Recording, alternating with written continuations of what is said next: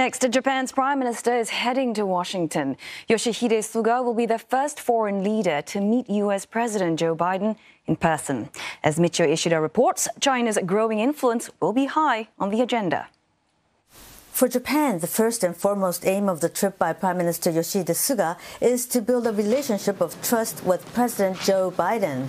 To prepare for this trip, Mr. Suga met with his predecessor, Shinzo Abe, who notched close ties with former U.S. President Donald Trump.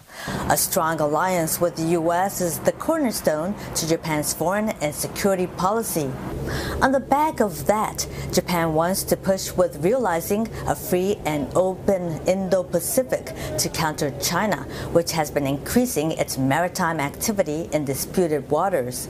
Mr. Suga is also expected to share with Mr. Biden his views on China's alleged human rights violations against Uyghur Muslims in Xinjiang, the situation in Hong Kong and Taiwan, as well as the violence in Myanmar. North Korea is also expected to be highlighted as the Biden administration reviews its policy towards the isolated country. As the meeting takes place just days before Mr. Biden's climate change summit, the two leaders are expected to discuss the issue extensively.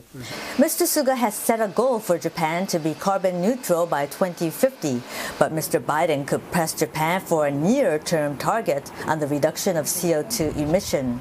The two sides are expected to issue a joint statement at the end of the meeting. Mr. Suga will visit the U.S. with a scaled-down delegation due to the COVID-19 pandemic.